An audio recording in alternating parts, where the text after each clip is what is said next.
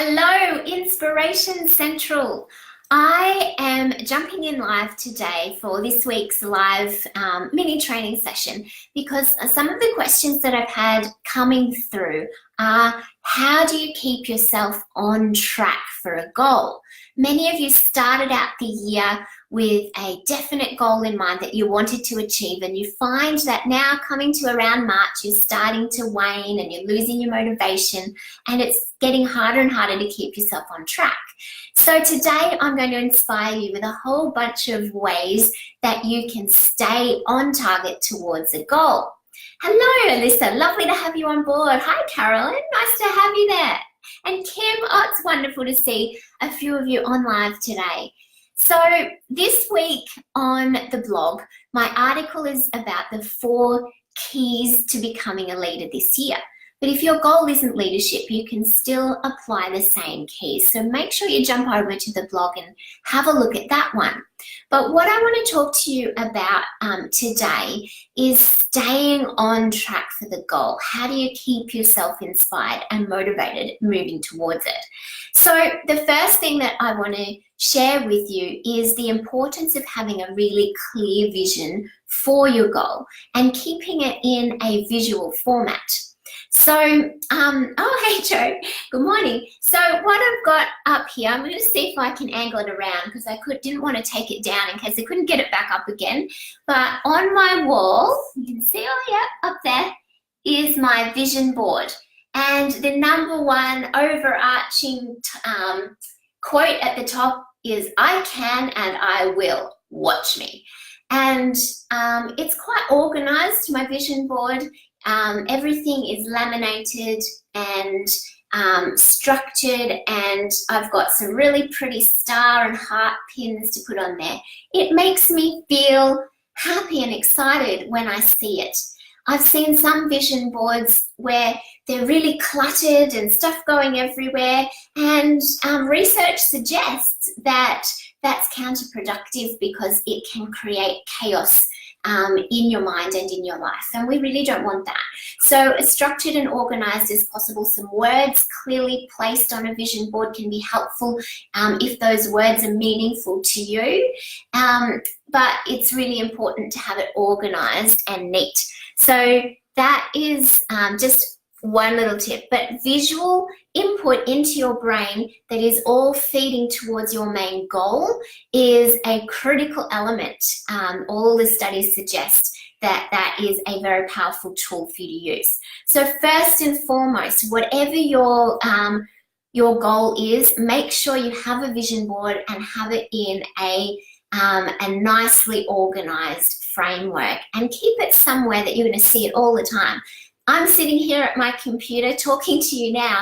My vision board is just up there, and I get to see it every day, so many times a day. And mine is so powerful that it gives me a really good feeling every time I look at it, every single time.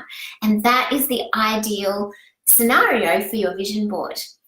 Joe, I see here you've spelled it all out. Clear goal, make it visual, laminated, structured, make it pretty so you feel excited. You've absolutely nailed that. Great summary. So now the next step, that is one of the critical elements to help you keep on track towards a goal, but it's only one of them. There's so many more things you can do. Next step is to write your goal in a structured way with a date. And the most powerful tool that I've ever found to help keep me on track for my goals is to use a strategy which is known as a self-fulfilling prophecy. And that is where you can create your own certificates for yourself for a goal that you have achieved in the future. Now, the original one that I made, the very first one that I did, was very similar to this. I couldn't find my original this morning. I tracked it down the other day, and now I can't find where I put it. But I actually had forged, the national manager for my company, forged his signature on it and set a date in the future for when I was going to have achieved that target, that career plan target. And it was a very powerful tool. I kept it somewhere where I saw it all the time, and it was specific because I knew exactly what I wanted to achieve. It was measurable because it was a career elevation, so really easy to track, and it had a date. So it met the SMART goals criteria, but it was more powerful than that. It took it one step further because it became a self-fulfilling prophecy by giving myself a certificate in advance as though I had already achieved it. So that added another whole psychological trigger to the action itself, in that I was celebrating, little mini celebrations inside every time I saw that certificate. You may not even be aware of it happening, but it psychologically at a subconscious level is, because we are raised to know that getting a certificate is a good thing. In our culture, it's a huge thing. So that's why it helps to make your goals so powerful.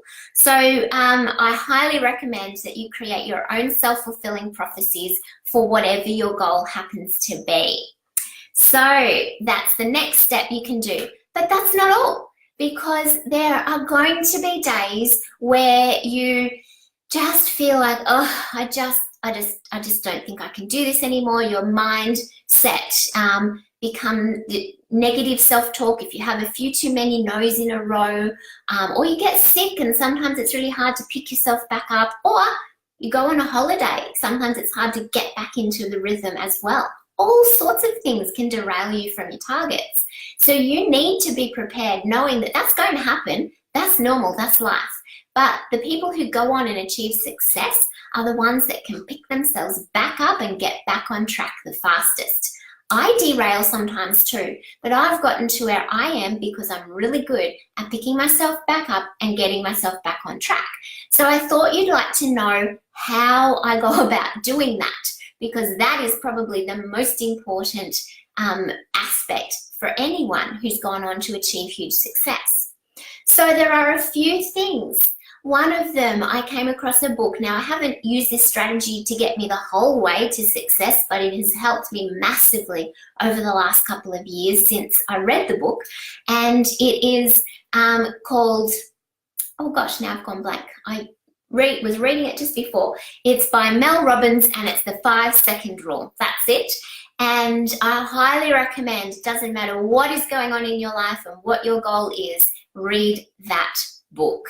Mel Robbins, the 5-second rule. Hopefully some of you have already read it, but it is an internationally best-selling book, and it is brilliant because it gives you strategies when you're having a rough day to keep yourself on track. And what I've found it to be most powerful for is the negative self-talk.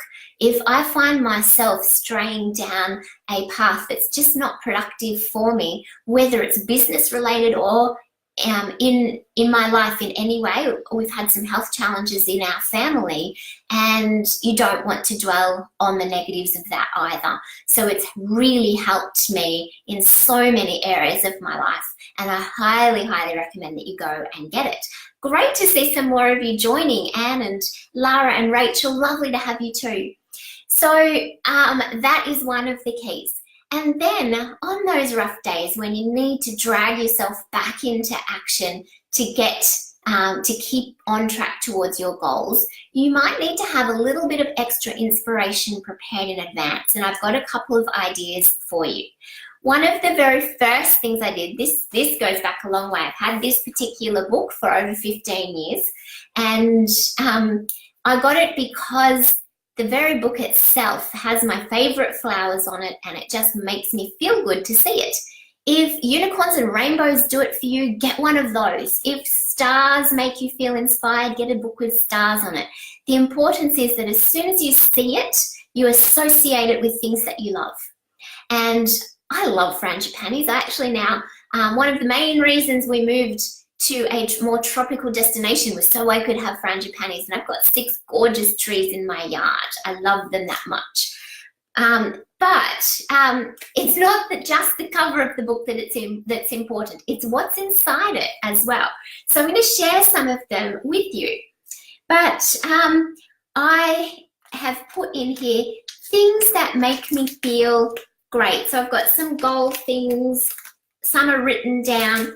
And then I've got anything that makes me remember that, oh, actually, I really do love what I'm doing. I've got probably one of my biggest ever hauls at a national conference, so much Tiffany, I couldn't even hold it all, made me feel good. And I know that you're not all going to have such huge things to put in your inspiration book. But what, some of the things are a lovely card that I got. I did some makeup for a lady's wedding and she gave me a beautiful thank you card afterwards. Other things, a certificate of appreciation. I donated some of my time and expertise for, what was that one for? Foster Care Week. I went in and did some pampering for foster care children. Just donating my time. It's just a lovely feel-good thing that we can put in there. I've got some thank you cards from team members that have been sent over the years. Anything that makes you feel good. If you've been given a certificate or if your name is in print somewhere and some recognition, even if it's on your team's Facebook page, I encourage you to print it out and highlight your name. And things like that are really powerful to remind you why you do this. If it makes you feel good, put it in your inspiration book. Now, it got to the point for me where my inspiration book was getting a little bit full. So I switched over to an inspiration box and it was just a little bit easier to put things in there. Like certificates, a little booklet I was given, a lanyard from a conference, photos and tickets to company events, just things that remind you what you love about your business if you're having a rough day. And it is surprising how beneficial just sitting down with this for 3 or 4 minutes. It's like, oh, yeah, I am good at this. I do love this. And we all need that from time to time. So if you prepare these sorts of things in advance, then you are going to go on to have so much bigger and grander achievements, because when life gets in the way, you get back on track faster. So I would absolutely love it if you have any other tools and strategies in your arsenal to help keep you tracking towards a goal. Oh, one other thing I didn't even think about till right now is an accountability buddy. If you have a business bestie, doesn't even have to be in your own team, it can be outside of your team, but just somebody that you click with who's got a similar goal as you, touching base with that person can be a really powerful tool for helping you to bounce ideas off each other and get encouragement from somebody who's in a similar position with a similar goal. And that can make a massive difference to staying on track towards your goals. So there's a whole bunch of inspiration for you this morning here in Inspiration Central, and keep the questions coming through. I wouldn't have even thought to talk about that with you today if it hadn't come through as a request. So I really do love it when you send through questions and things that you want help with.